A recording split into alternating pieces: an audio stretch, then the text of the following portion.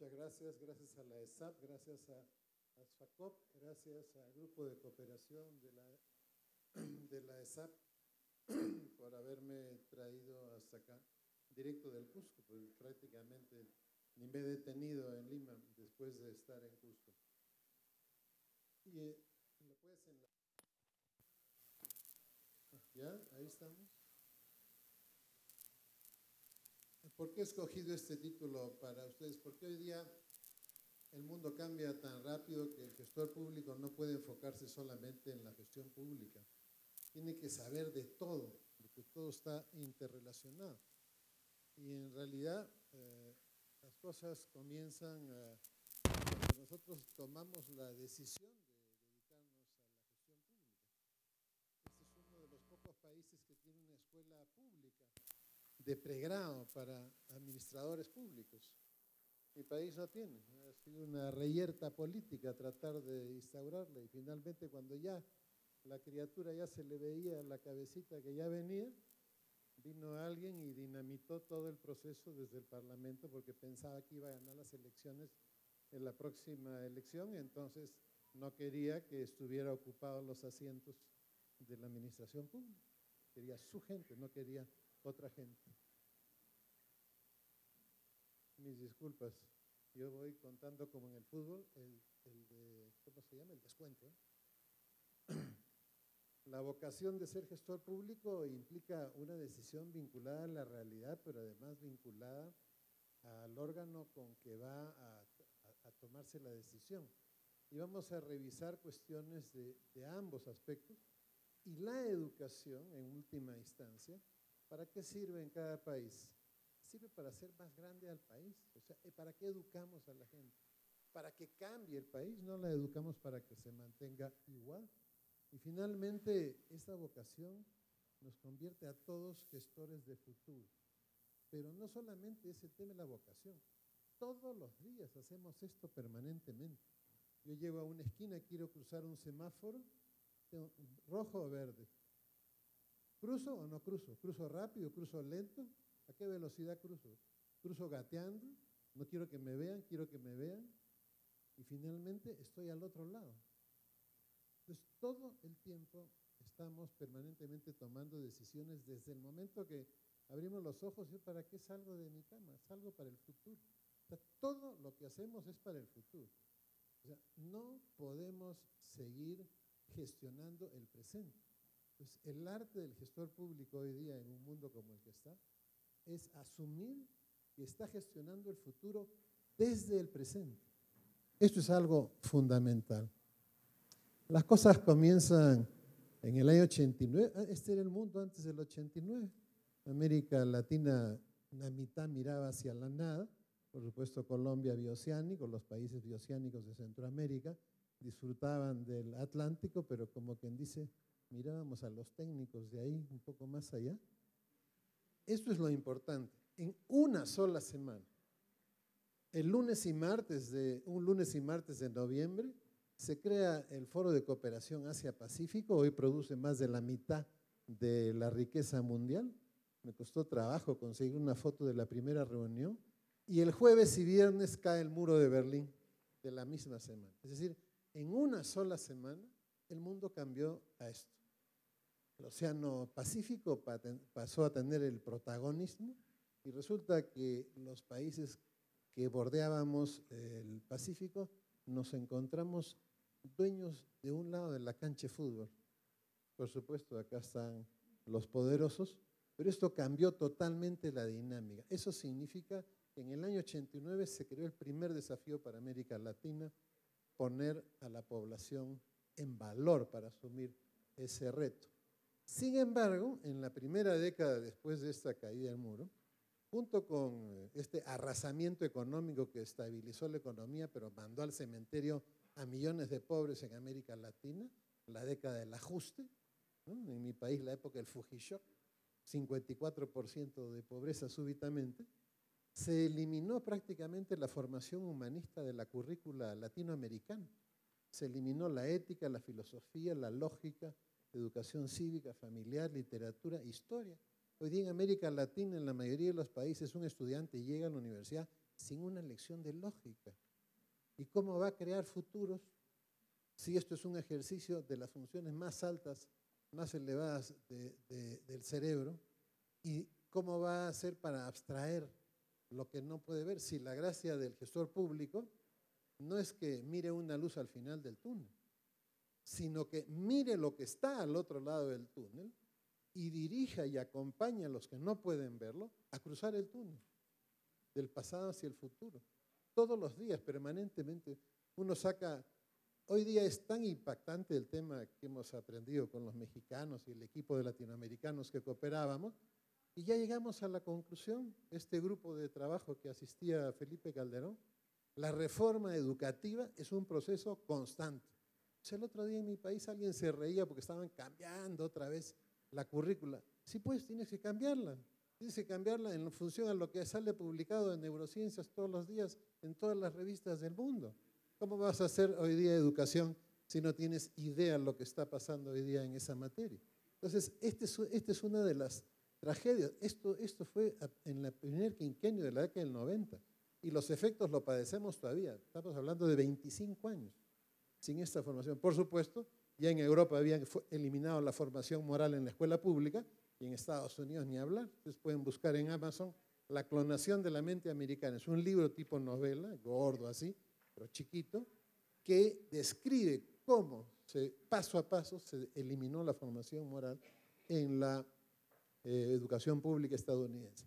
Estos son dos libros silenciosos porque han pasado casi desapercibidos. Este es el 95, este es el 98, 99. Klein era en este momento el presidente del Consejo para la Estrategia Global de los Estados Unidos. Y él aquí hizo, también se consigue en Amazon, barato porque es chiquito, nomás como está viejito, pero dijo dos profecías que nunca han podido ser mejoradas. La primera dijo, en los siguientes 25 años, hasta el año 2020, los países más poblados en la Tierra serán automáticamente los más poderosos. ¿Y por qué digo esto? Klein, ¿sí? Porque si bien es cierto que el poder de una nación depende de la población, del territorio, de la industria, de la estructura que tiene, de las riquezas que tiene, de los recursos naturales, de la Fuerza Armada, el más importante es la población. Oh, sorpresa, después de que los gringos habían sido controlistas demográficos. Dice, ¿por qué? Porque la población ocupa el territorio, constituye la Fuerza Armada, explota los recursos, trabaja en la industria y finalmente contiene los intangibles de una nación, que hoy día conocemos como capital social. Y este es Peter Peterson, que en este momento presidía el Consejo para las Relaciones Internacionales, que está en Nueva York, que es un think tank del grupo Rockefeller, y él aquí advirtió otra profecía. Viene un problema económico grave por el envejecimiento demográfico. Cuidado, dice, ¿no? O sea, cada vez menos personas trabajando para pagar pensiones, pero no como un efecto de que la gente viva más, sino como un efecto de que nazcan menos niños. Obviamente, nacen menos niños, en el tiempo van a haber menos trabajadores. Este es Klein, la única foto que hay en internet de Klein. Murió joven, murió poco después de publicar el libro. Y eso es la importancia de cada nación en el balance de ese nuevo poder que aparece en el 89, depende de la habilidad de su población. Es decir, la población es el valor más importante que nosotros cuidamos. Y es la razón de ser del Estado, pues, y de la gestión pública. Y aquí tienen ustedes la proyección del CELAE del año 1950 al 2050, demografía de América Latina. Cada vez menos nacimientos, por tanto cada vez menos mano de obra, envejecimiento, y esto es colapso demográfico. ¿Cómo ha hecho Europa para no colapsar demográficamente? Si es que ellos, miren ustedes, esta es la curva europea, 2.1 porque está en verde, porque 2.1 es la tasa de reposición, dos hijos reemplazan a dos padres, más el 0.1 de los solteros. Entonces tienen ustedes la caída de Europa, pero los gringos son muy sapos. Ellos ya pasaron hace rato, después de que estaban en 1.8. Miren ustedes hoy día en rojo los hijos de los extranjeros en Europa, en azul los hijos de los connacionales en Europa. Este es un país que en el año 50 va a ser un continente que va a ser musulmán. Así de simple. Francia es el único porque tiene una política específica de protección demográfica. Acá tienen ustedes Europa, la población mayor de 65, la población menor de 15, y al medio están obviamente todos los que tienen que trabajar para mantener a estos grupos. ¿Cómo está la fecundidad en América Latina? En declive. ¿Cómo está la fecundidad? Esto es del censo colombiano, de la encuesta nacional demográfica de salud de Colombia, al 2010, 2.1. Significa que ahora ya está por debajo de la tasa de reposición. Pero esta tasa es un engaño, porque en realidad lo que hay que preguntar en los censos es una pregunta que una vez le he visto en un censo, después no la han vuelto a preguntar, es, señor, usted no, señor, discúlpeme, señor, ¿cuántos hijos vivos tiene en este momento? Entonces, en una zona rural, sí, la tasa de fecundidad puede ser 4, 5, 6, pero ¿sabe qué? Tengo vivos 2. Esa es la realidad demográfica. Si el número de hijos vivos por mujer le sale que es 1.5, cuando una población llega cerca de 1, demora un siglo a recuperarlo. Eso simplemente es económicamente inviable. Tiene que traer migrantes, que es lo que ha hecho Europa. Este es el mapa de envejecimiento que acaba de salir en septiembre del 2015. Este es al 2015 al 2050. Como ustedes pueden ver acá, Cuba, pero sobre todo en Sudamérica, Chile. Ustedes ven quiénes tienen los más claros. Miren ustedes la importancia de América Latina y África en el curso de este siglo. O sea, los países más poderosos, los países con más población. Por supuesto, China, Pakistán. Para el 2050, en el balance de poder de los 20 países más poderosos, en el año 50 estarán solamente 5 o 6 de los que estaban en el 1950 en ese mapa demográfico y de poder. Esto es de Colombia. De ahorita nomás, salió publicado en septiembre, me enteré por el tiempo, en el avión en que me iba a CLAP. Y ustedes tienen que saber como gestores públicos que la mejor fuente de información son los diarios. Porque en el diario sale un dato y dice, esto es del estudio tal. Pues ¿qué hace uno? Entra y se baja el estudio y lo estudia. Porque esa es la realidad. O sea, todos los días salen estudios sobre la realidad y no son para archivarlos, son para trabajar con ellos. Entonces aquí tienen ustedes, 1985, 7% de la población mayor de 60, 2015, 10%, 2050, 23%. A los gringos le tomó 70 años duplicar el porcentaje de 65, a Holanda e Islandia casi 100, a Colombia 30. Significa que hay una situación de riesgo en el sistema pensionario y en otras cuestiones. Este es el problema de Europa. ¿Qué ha hecho Europa? Solamente para explicar por qué América Latina se está volviendo cada vez más relevante en ese nuevo contexto mundial. ¿Qué ha hecho Europa para resolver ese problema de falta de mano de obra y falta de gente en las pensiones?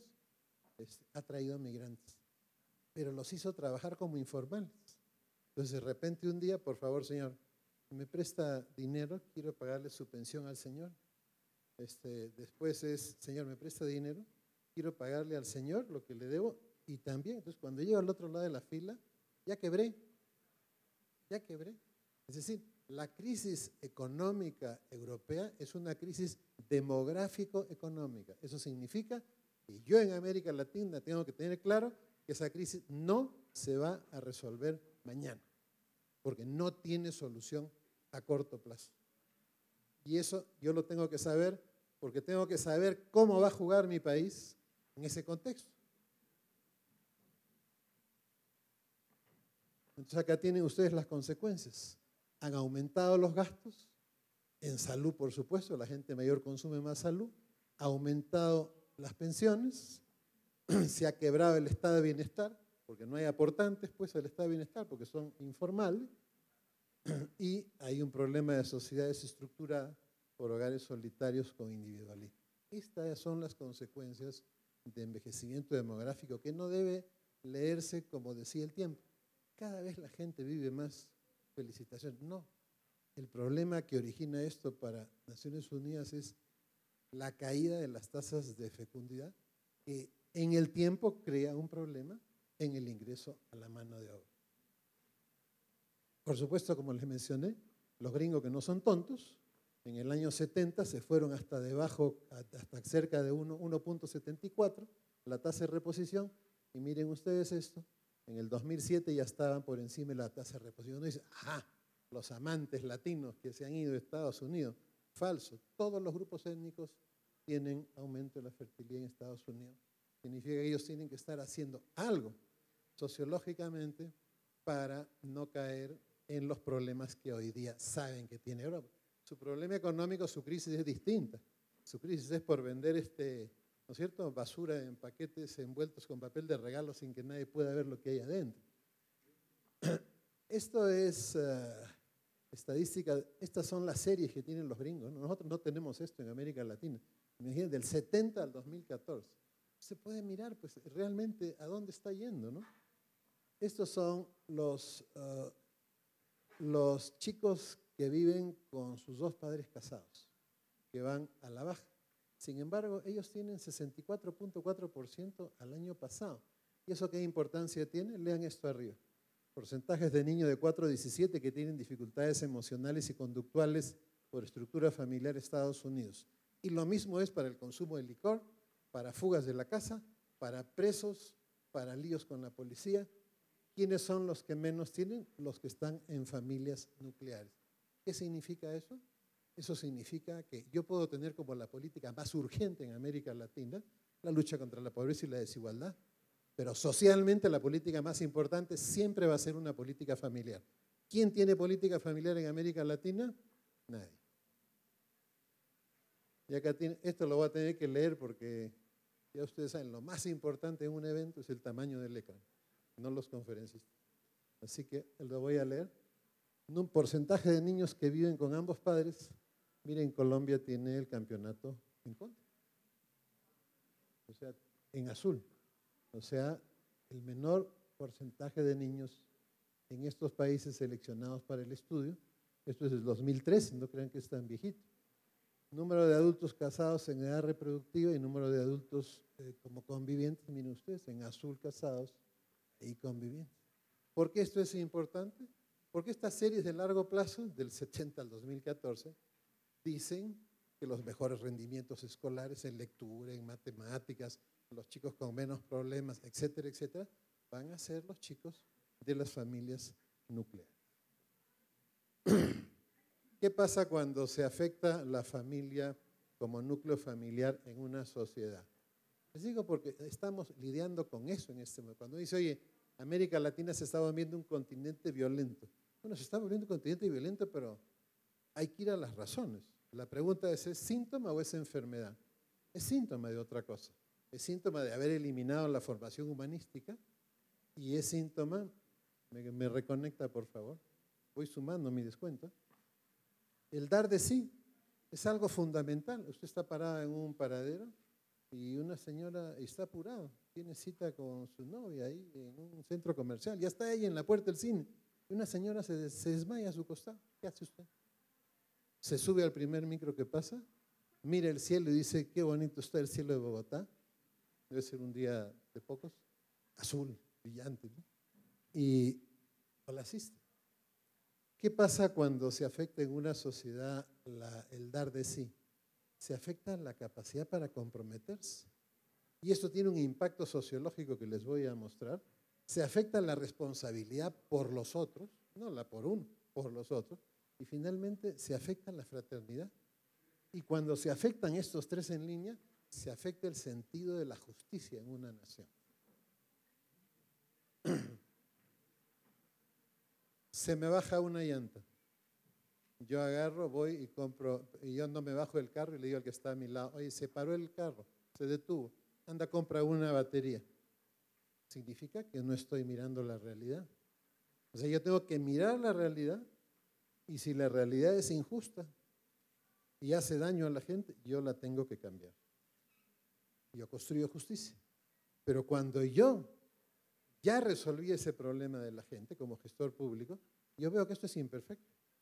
Entonces, vuelvo a la realidad y digo, no, hay que seguir. Y este es el círculo en el que se mueve la justicia social en cualquier país. La justicia social no baja de una nave espacial, la construimos nosotros y la construimos en este círculo. Pero se imagina usted un gestor público que le llega una tasa de mortalidad de 20 por 1000 y pasa la página, de mortalidad infantil, pasa la página. Pasa la página, tinta sobre papel. Pero ¿cuándo será la verdadera reforma del Estado? Cuando el gestor público ve que no se mueve la mortalidad infantil y se le salen las lágrimas de rabia y de impotencia, de que él quiere resolverlo y no se lo permiten por diferentes mecanismos.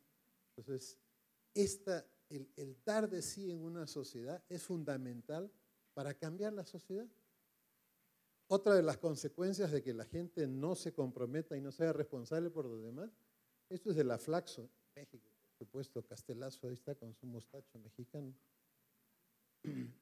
¿Ha participado en alguna forma, en alguna organización? El total de América Latina es 77 no, 23 sí, continente de espectadores, no de protagonistas. Colombia, 14, 16, perdón, 84%. O sea, 84% no participa en la conducción de su país. ¿Y por qué no participa? Porque no está acostumbrado a dar de sí. Hay un problema serio en esta materia. ¿Qué sucede cuando la sociedad civil no participa en la conducción de su nación? El espacio público primero es penetrado por el Estado y después se lo apropia. Pero cuidado, no hay que pensar en el Estado, no, cuidado, es el aparato del Estado. Porque si ustedes se ponen a pensar, el sindicato de trabajadores de la educación, que son estatales, el sindicato de la seguridad social, la Federación de Trabajadores de Petróleo, son organizaciones de la sociedad civil. O sea, la sociedad civil trabaja en el aparato del Estado. Pero el propio aparato del Estado tiene su propia estructura y hay gente que no hace lo que debiera hacer porque se separa de la realidad, lo que decía el video de Asfac. Entonces, nosotros tenemos que la sociedad civil elige, como decía Fernando Medina, elige periódicamente y democráticamente y encarga la gestión del Estado a través de gobiernos que son connacionales nuestros que vienen de la sociedad civil, pero que se apropian del Estado, del aparato del Estado y lo usan en el espacio público a su antojo porque la sociedad civil latinoamericana no está. Y no está simplemente porque hay un problema profundo, no quiere estar. Y cuando la gente buena no ocupa los sitios que debiera ocupar, los ocupan los que piensan lo contrario. Sin embargo, miren ustedes, a partir del 2005, la gente ha comenzado a participar, esto es Latinobarómetro septiembre de 2015, pero participa para protestar, no para conducir. Esta es una situación crítica, es como que estamos en el punto de quiebre. O resolvemos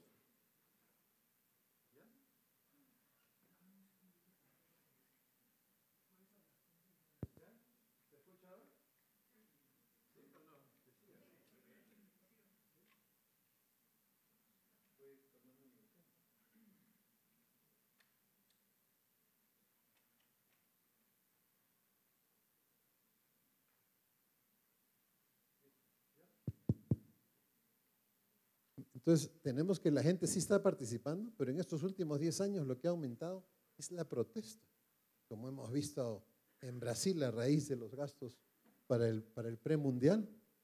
Significa que nosotros le prestamos poca atención a los intangibles en la gestión pública, pero son fundamentales. O sea, hoy día nosotros no podemos pensar en que vamos a cambiar América Latina si no promovemos que la sociedad civil ocupe el espacio público como en toda democracia debe suceder.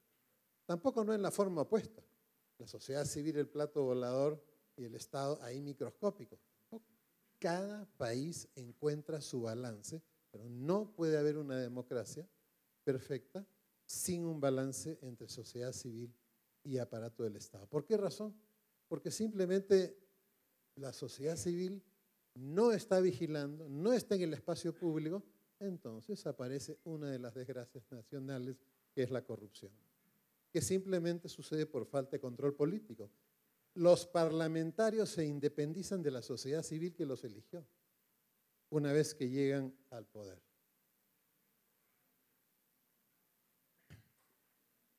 Esto es la década, ahora pasamos a la primera década del siglo XXI.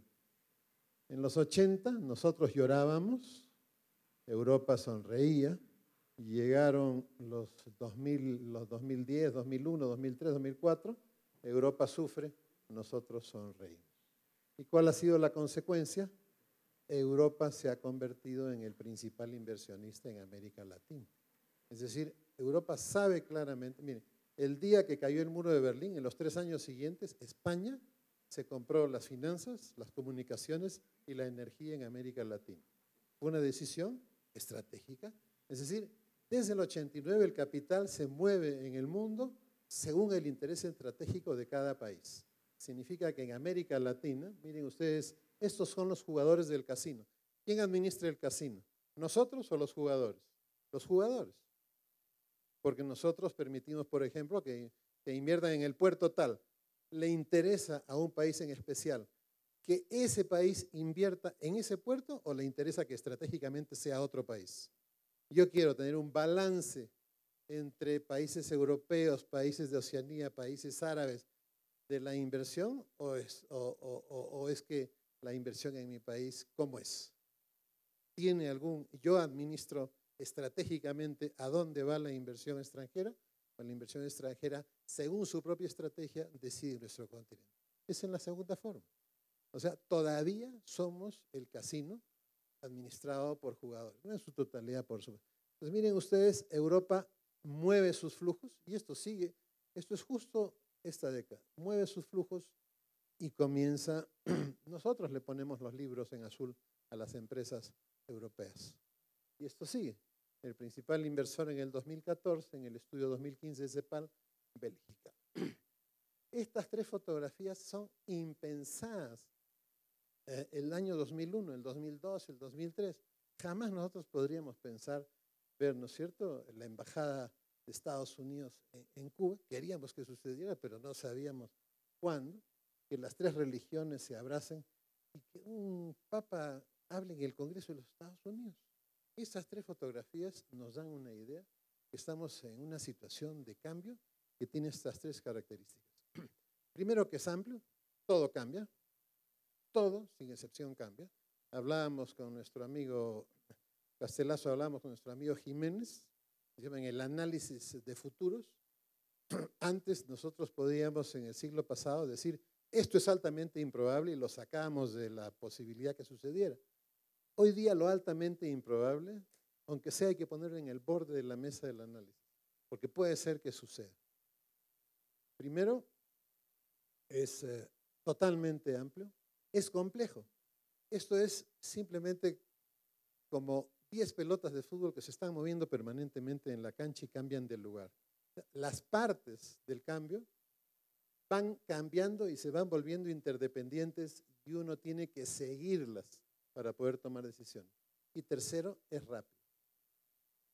Vienen algunos cambios más, el fortalecimiento de la Alianza del Pacífico. Ustedes saben, México, Colombia, Chile y Perú ocupamos el 75% de la costa pacífica de América Latina.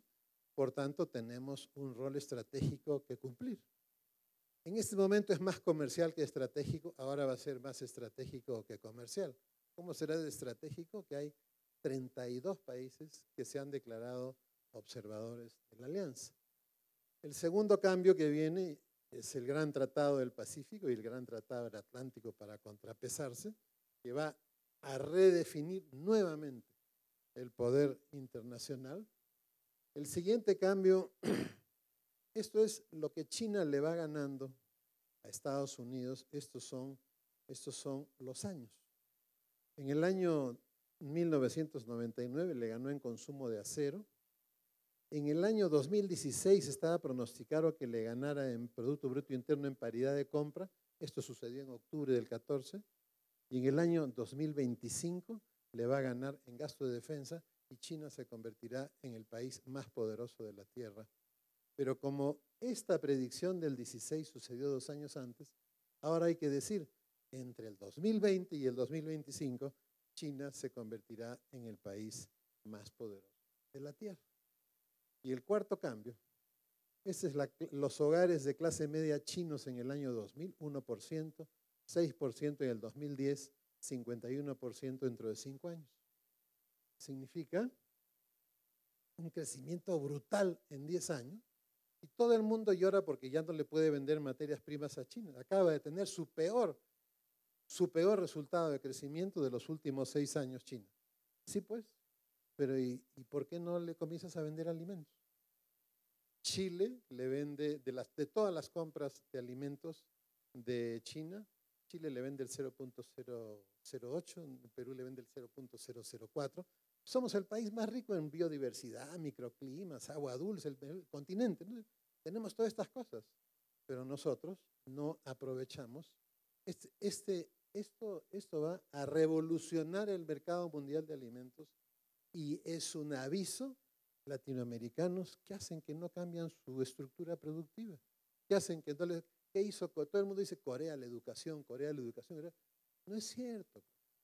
Eso pasa uno cuando repite lo que otros dicen. En la década del 60, Corea tomó la decisión política de saturar su área agrícola. Ahí comenzó el cambio. Y con toda la plusvalía que ganaron, industrializaron. Y después de 20 años, tenían esa misma cantidad de tierra que era manejada, creo que por la cuarta parte de la población que la manejaba originalmente, totalmente tecnificada. ¿Y qué hicieron con la plata? Samsung, Daewoo, toda esa cuestión. Es decir, hicieron un tránsito progresivo de primario, secundario y al final terciario. Y en ese curso entró la educación, pero no fue la educación lo que originó. ¿Y quién tomó la decisión? Un gestor público, pues. ¿Quién tomó la decisión de desgrasar todos los lácteos en Finlandia? Una persona. En un ministerio dijo, no, está creciendo la curva de mortalidad por corazón, negociemos con los granjeros, desgrasaron todos los lácteos y la curva para abajo. Una persona. O sea, en cada decisión pública importante no se necesita a la legión extranjera ni una cruzada contra los moros ni contra la desigualdad. Necesita una persona que se ponga la camiseta, levante el estandarte, salga a hablar, cree una corriente de opinión y mueva a quién? A la sociedad civil, que es la que finalmente va a empujar al Estado a tomar la decisión. Entonces, estos cambios, esto lo pasamos, esa es China que está comprando harineras de pescado, le ha comprado a Ucrania el 5% de su tierra cultivable. ¿Por qué? Porque ellos ya saben que tienen que alimentar a esa nueva clase media, que va a crear un problema en el suministro de plomo, porque están dejando la bicicleta para comprarse una moto, las baterías. ¿Eh? Entonces estamos hablando de que toda esta situación que incluye este colapso demográfico económico de Europa, a nosotros, a América Latina, nos ha convertido, a las Américas en general, pero en especial a nosotros, que somos los dueños del futuro en términos de riqueza humana, de riqueza demográfica, de riqueza de microclimas, de riqueza de biodiversidad, de riqueza de agricultura, en una tierra media que une estos dos océanos. Y este es un mundo nuevo. Y la pregunta es, ¿está la población latinoamericana puesta en valor suficiente para conducir, ¿no es cierto?, como un auriga, 4, 6, 8 caballos, lo que sea que hay. ¿Estamos listos? Esa es la pregunta. No es que vamos a llamar a la Cruz Roja, no se preocupe. Ese cambio de tema, pero siempre en lo mismo. Desde la década del 40 nosotros en América Latina hemos tenido estos procesos. Hemos concentrado la producción, hemos concentrado la población que viene buscando empleo y obviamente se han concentrado los presupuestos. Y los procesos de descentralización latinoamericanos, ¿qué descentralizan? Descentralizan la administración pública y el presupuesto, pero no cambian el origen de la concentración territorial. Esta es un intercambio comercial esquemáticamente entre dos economías descentralizadas, acá está Alemania con España, con Italia, todos los territorios se benefician. ¿Qué pasa cuando hay una economía concentrada?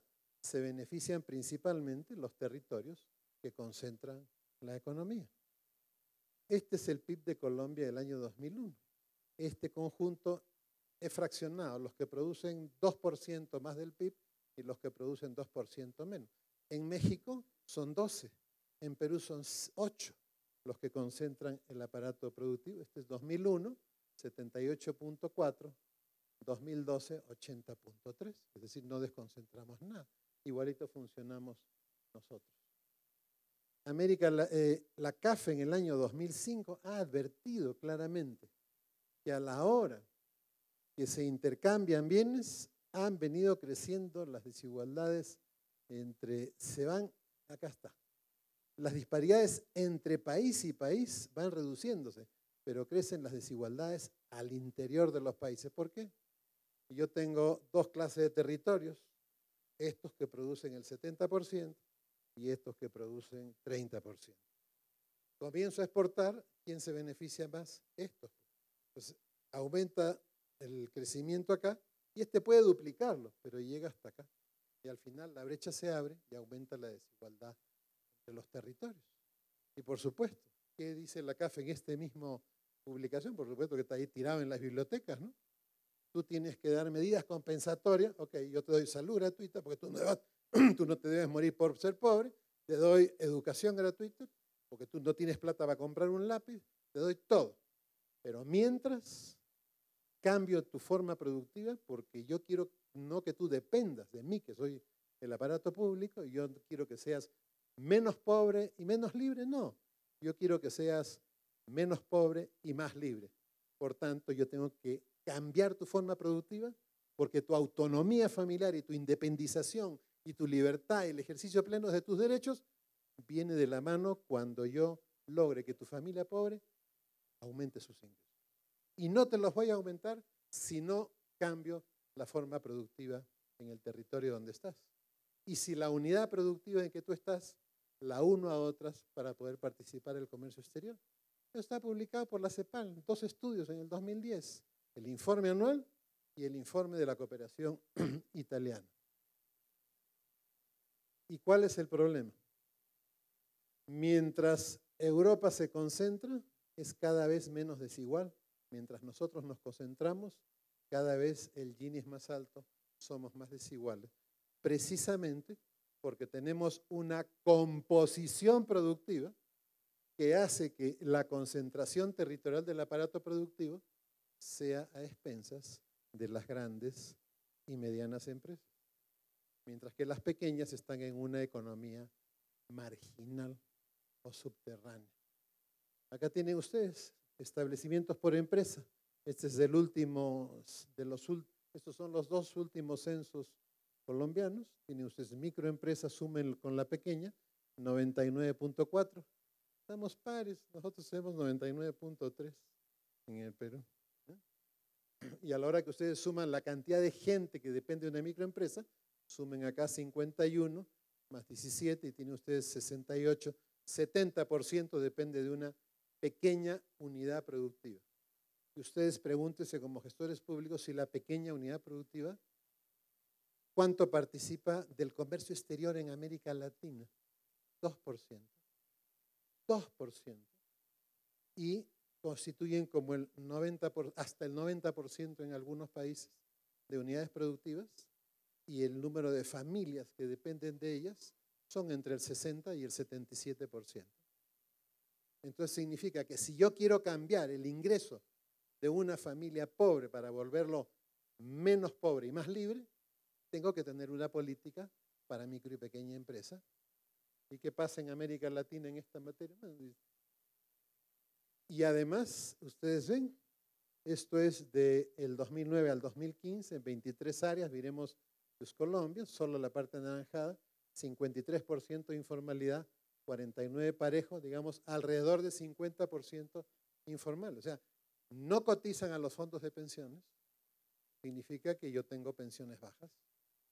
No cotizan seguridad social, significa que tengo a mucha gente en salud subsidiada, tengo mucha gente fuera de la economía formal, entonces cuidado con caer en el pecado mortal de la formalización por la vía administrativa. La formalización es por la vía productiva. ¿Por qué?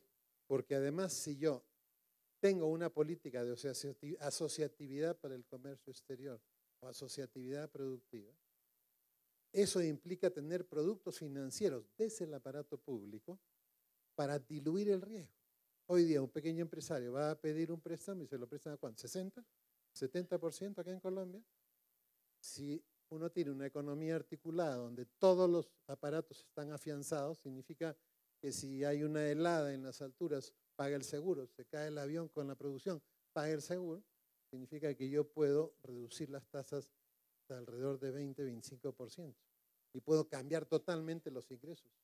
En Perú, el primer exportador de palta y de cítricos no es una gran empresa, no es una agroindustria, no es una pampa de 50.000 hectáreas, son 50 pequeños productores que se unieron sin promoción del Estado y hace 14 años que ya no lloran miseria, ni siquiera tienen las tierras contiguas. Entonces sí se puede hacer. ¿Y cuánto gasta América Latina en políticas de micro y pequeña empresa? 0.018 de su PIB, es el último informe que hizo la CEPAL sobre esto. ¿Cuánto gasta mi país? 0.004. ¿Cuánto gasta Colombia? 0.008. Como quiero a mi amigo Castelazo, 0.015. México nos ha ganado. Es decir, nada. Todos están, para ustedes que vean cómo es la tragedia de la concepción, en mi país hasta hace 6 años, el Ministerio de la Producción tenía solo en sí a la mediana y gran empresa, 0.6 de las empresas. Y el resto, y la MIPE estaba en trabajo, donde lucraban unas ONGs con microcréditos, o sea, economía de subsistencia, pero no salida de la pobreza ni integración en la realidad. Esta realidad en América Latina es fundamental que sea cambiada para que nuestra población sea puesta en valor y administremos y juguemos el rol que nos toca jugar hoy día en el mundo. Y por supuesto que tienen ustedes del vacío la sociedad civil, la corrupción está aumentando.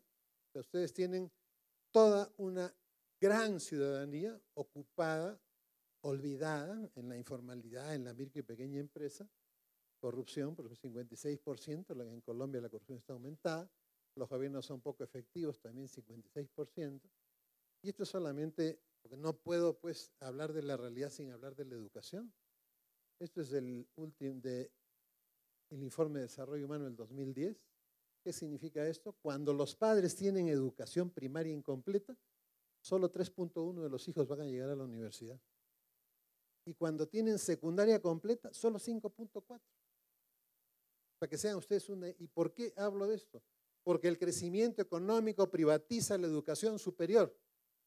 Y los estados latinoamericanos han dejado que la educación superior se privatice y se convierta en una educación superior darwinista, solo para el que la puede pagar.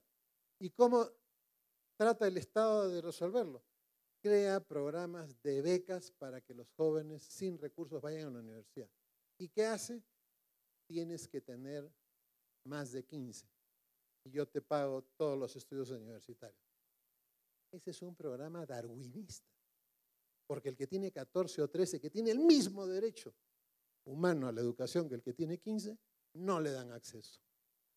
Significa que es un programa político electoral, volver al pobre, pero no hago nada para cambiarle sus ingresos y que todos puedan ir a la universidad. O le doy a todos, que todos entren. ¿Cuesta? Sí, pues, compadre. La democracia y la justicia cuesta. Y tú como gestor público no puedes decir a este sí, a este no. Porque si eres darwinista, eres un vil eugenista. Y no necesitamos eugenistas en América Latina. Renuncia mejor al Estado. Y acá tienen ustedes la tragedia latinoamericana. Esto acaba de ser publicado ahora en septiembre, es el reporte de Economía y Desarrollo de la CAF, del 2015. Índice de calidad del gobierno por regiones del 85 al 2012. Una preciosísima serie para poder saber a dónde vamos. Ustedes tienen acá, está Oceanía, África, Asia, Europa, Estados Unidos, América Latina. Como ustedes ven, estamos por el nivel de África. O sea, como que no tenemos una estrellita al frente. El índice de efectividad, eso es lo que hablaba yo, mi querido Fernando Medina, en el Congreso Mundial. Cuidado con las reformas del Estado. La reforma del Estado puede ser la reforma funcional del Estado. Oye, qué bien, mira, ahora te vas a tu casa y te ponen tu estrellita en la frente y te duermes feliz. Te van a dar un premio. Tu señora te va a recibir con un besito en el cachete. Ay, amorcito, mira, qué bien has trabajado hoy día. Sí, pues eres súper eficiente. ¿Y la justicia cómo ha llegado a tu país? ¿Eres eficaz o no eres eficaz? O sea, ¿funcionas bien? ¡Qué bueno! ¿Y la calidad? ¿La eficacia? ¿Has cambiado en la realidad? ¿Has cambiado las condiciones en que vive la gente de tu país? Índice de efectividad por continentes, ustedes ven, Oceanía, África en la cola, Asia, o sea, ustedes ven, pura pinta el Estado asiático. Porque a la hora de la efectividad, nada. Y nosotros estamos ahí también. Y a la hora que vemos la calidad y la eficacia por países, todos muy eficientes, unos más que otros. Pero miren, a la hora de la calidad, aquí está Perú y aquí está Colombia. No tenían información para el final.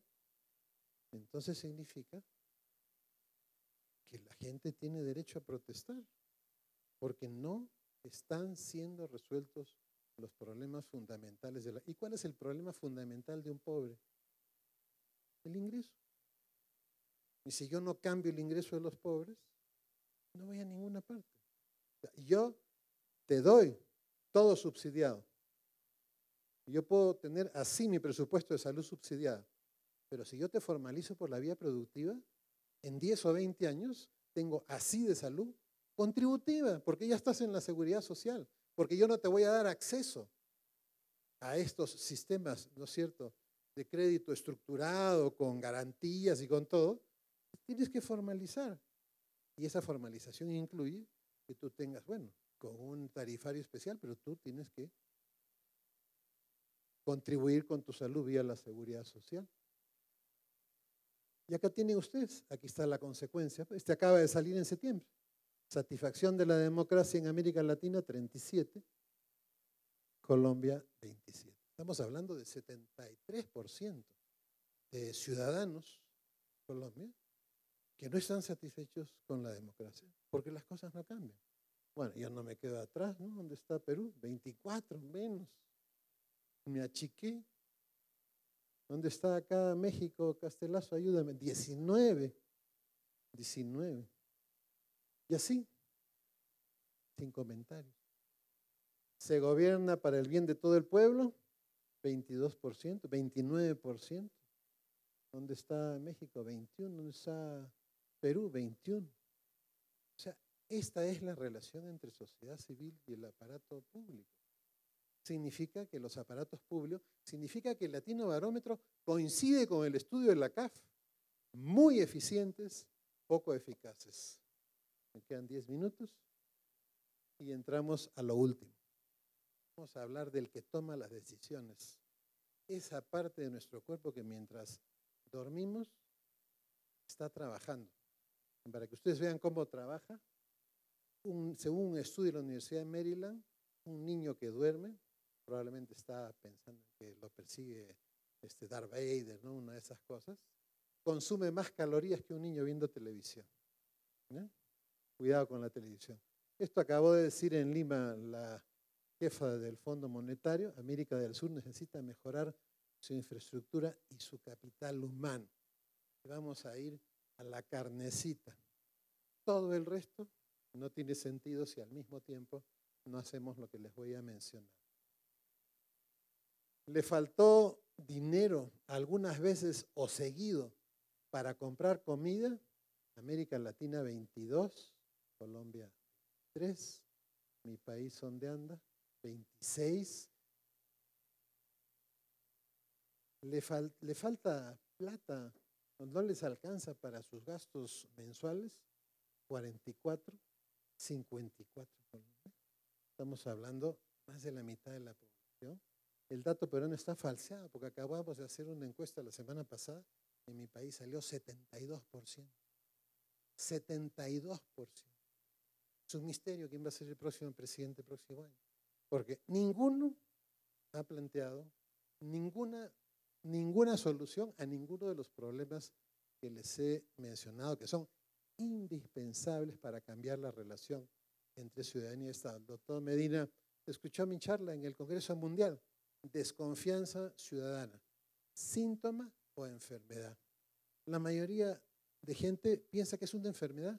Vamos a hacer la campaña por la confianza, los paneles, conseguimos a un deportista, a un campeón olímpico que se pasee, todo.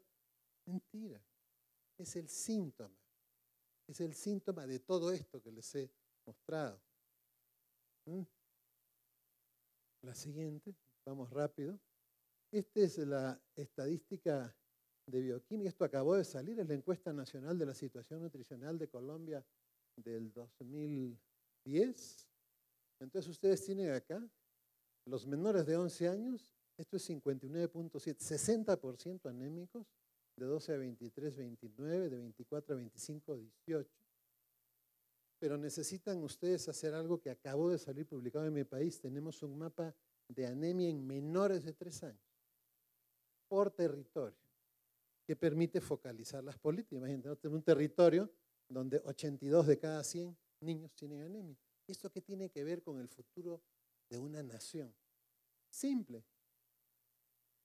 En septiembre del 2013, estos investigadores han publicado, ¿no es cierto? El cerebro duplica su peso en el primer año y llega al 80% de su peso en el segundo año. ¿Conoces un electricista que pueda hacer 700 conexiones por segundo? No, ¿no es cierto? Bueno, el cerebro hace 700 conexiones por segundo nuevas en el primer año. Pero para hacerlas necesita que su constitución esté bien hecha. Estos momentos que están en oscuro son los momentos en que se utiliza el hierro. En esta etapa, alrededor de los 6 meses, para formar estos pelitos. Y en el mismo sitio para formar las uniones entre neuronas. Al final del embarazo y en los 6 meses primeros para crear nuevas neuronas, para que se forme esta fundita que acelera la transmisión nerviosa aquí, perinatal. Y luego, prácticamente desde el final del embarazo hasta la totalidad, la síntesis de las sustancias químicas. Es una maravilla. No se dan la mano las neuronas. Hay un espacio entre ellas, como que se ponen frente a frente y un químico lanza la transmisión de la orden que viene desde la otra. Pero para eso necesitas tener hierro. El déficit de hierro en los pobres produce daño cerebral irreparable. Estos otros investigadores, en febrero del 2015, más caliente no puede ser, son australianos, han demostrado la relación entre la nutrición en la infancia, han seguido a un grupo de gente durante 17 años. 17 años, y han demostrado que la mala nutrición, comenzando por la lactancia materna, produce daño en el desempeño cognitivo en la adolescencia, justo cuando están en la universidad. Y este es de mayo del 2015 en Nature, tienen una revista solo para neurociencias, ¿no es cierto? Acá debería haber una suscripción para neurociencias, Nature Neurociencias, sale todo lo nuevo, y después hay otra revista que se llama Psicología Experimental -- Educación, que es toda la cosa, por ejemplo, ahí aparecen los estudios que han demostrado que el rendimiento escolar los chicos tienen mejores notas si el entorno del aula es bueno. O sea, si el profesor le dice, este examen es facilito, tranquilos, no va a cambiar mucho su destino, sacan buena nota. El mismo examen en otra aula, pobre el que no pase este examen, mala nota. O sea, ahí están. Esta es una catástrofe. El ingreso familiar bajo produce menos grosor de la corteza cerebral. Significa que son niños que tienen una capacidad física cerebral y por tanto cognitiva hacia el futuro reducida. Ustedes imaginen lo que un país como los nuestros, como Colombia, y ustedes han visto, ¿por qué hay que medir anemia como un bloque en menores de 3 años? Porque yo sé que en esos 3 años es donde el hierro y la parte nutricional va a cambiar. Miren ustedes, aquí arriba está Perú, está Colombia, los más felices en el aula. Aquí estamos arriba. Los felices en el aula, en la prueba PISA. Nos sentimos contentos, estamos ahí con los chicos, las chicas, oye, pero estamos en la cola en matemáticas y en educación. Por eso yo me he declarado, Castelazo, en tu país y en otros sitios, el enemigo público número 1 de América Latina de la prueba PISA. Porque es perverso que yo tenga una prueba estandarizada y se la tome a sujetos no estandarizados. Porque yo no voy a comparar pues, un chico que tiene su hierro bien perinatal y su hierro bien con un chico que es feliz en el aula, pero que no puede. Y aquí viene el tema.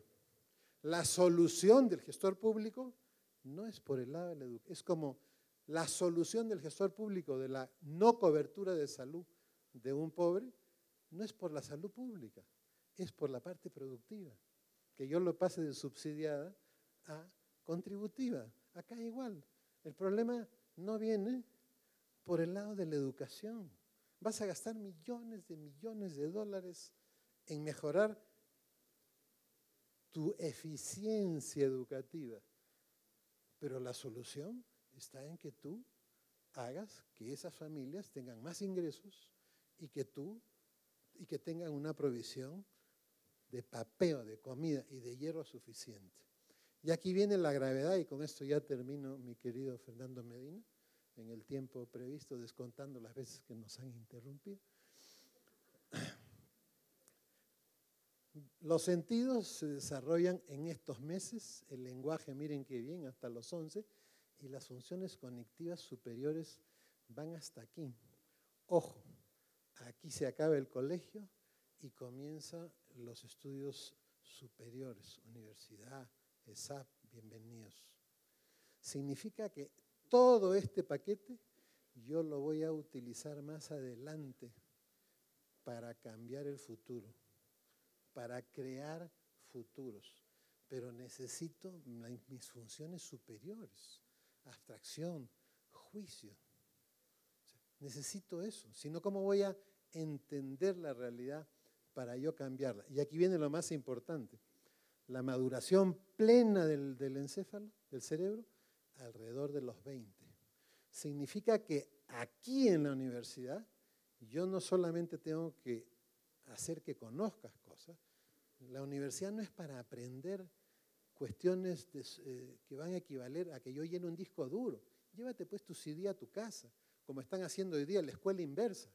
Le mandan al chico por correo toda la lección y van a la clase para debatir sobre la lección, para juzgar, para hacer análisis. Es decir, yo tengo que cambiar el mundo no sumando conocimiento. Eso de la gestión del conocimiento es un cuento chino. La gestión del conocimiento la hace una computadora. Yo cambio el mundo con el conocimiento. Yo no lo gestiono. Y miren ustedes la catástrofe. Esto me lo facilitó un venezolano notable que deberíamos invitar más seguido, que está en Harvard, Fernando Reimers, que compartimos mesa en el Congreso del Sindicato de la Educación de México. Ahí estuve, Castelazo. Miren ustedes, estos investigadores han hecho una serie del año 60 al 2000 para ver cuáles son los empleos de mayor demanda. Y como había habido crisis en el 2009, uno de los investigadores la voy a estirar y la estiró hasta el 2010. ¿Y qué he encontrado? Que los empleos que comenzaron a crecer desde los 60, pero más claramente desde los 80, son los empleos que exigen analítica no rutinaria y relaciones interpersonales no rutinarias. No importa si eres ingeniero o abogado, tu problema no está en los estudios que tienes, sino en las destrezas que sabes. Hoy día llegas a una entrevista personal con tu tráiler, ¿no?, de cartones, diplomas. Dice, póngamelo en el garaje, ahora venga para acá, se tome asiento. ¿Usted sabe todo eso? Sí, yo sé todo eso. Bueno, ahora cuénteme, ¿qué sabe hacer con lo que sabe? Mejor no me conteste eso. ¿Qué va usted a hacer por nosotros con lo que sabe? Y lo primero que le van a exigir, adivinen ustedes qué es, análisis de la realidad. Oye, pero si tu profesor ni leía un periódico, sus ejemplos nunca han sido contextualizados. Oye, tú tampoco, ni siquiera lees Kiosconet, ni siquiera las carátulas del mundo. ¿Qué realidad le vas a contar? Porque esa corporación tiene que liar todo el día con las barracudas, los tiburones que hay en la realidad y necesita cambiar permanentemente lo que sea, corporación pública, privada, lo que sea. Entonces, la siguiente. Y significa que las personas que desarrollan las mejores relaciones personales en un entorno de trabajo son las que van a destacar. Porque ¿qué quiere la persona? Y además tienes que convencerlo. Porque esos otros 50 que están allá afuera no los debes contratar y a mí sí. 1 minuto es sobre tiempo. ¿Qué significa? Que estas destrezas que son indispensables para que si el cambio es amplio tú lo entiendas, para que si es complejo tú no te marees, pues, no te vas a ir a la farmacia, por favor, dame una pastilla para el mareo, porque no entiendo el mundo y tengo que tomar una decisión, eso no existe. Y lo que yo decía, para la rapidez, la visión. Tú tienes que mirar lo que está al otro lado del túnel. Entonces, esto es lo que hoy día se demanda. Analítica, crear futuros, y si yo tendría que poner una tercera, la formación humana. Esto nosotros tendríamos que hacer en toda América Latina, desde cuarto de secundaria hasta terminar la educación superior. O sea, no podemos seguir pensando que la acumulación de conocimiento es lo que te da poder. Porque a la final ¿qué es lo que le falta a América Latina? Conducción. Y la conducción significa que tú sabes lo que otros no saben, que tú ves lo que otros no ven, que tú escuchas lo que otros no escuchan, que tú tienes un sentido de la justicia que no tiene el que no la tiene. ¿Y por qué te sigue a ti la gente? Porque no eres el que le va a vender la tierra prometida, sino que tú realmente le vas a dar un futuro nuevo. Ya terminamos, me parece. Devuélveme pues a la realidad. ¿Quién está manejando esta cosa? Muchas gracias.